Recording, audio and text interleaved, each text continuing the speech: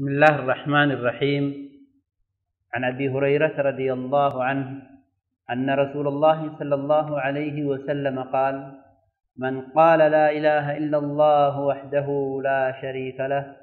له الملك وله الحمد وهو على كل شيء قدير في يوم 100 مرة كانت له عدل 10 رقاب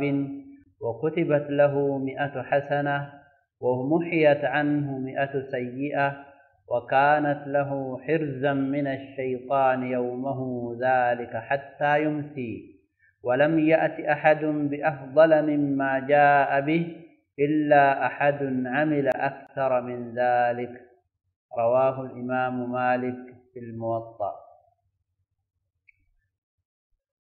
أبي هريرة رضي فمن ربي سرها جالته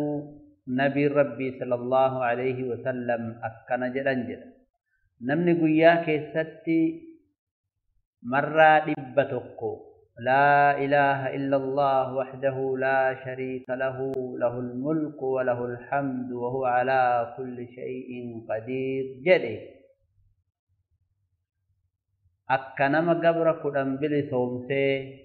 من دا دبتك إسابر ريفما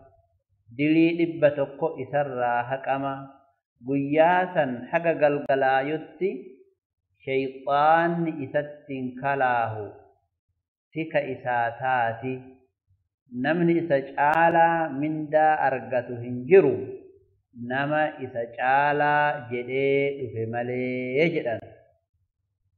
غلطوما مرساكي النسينا الرافي يدما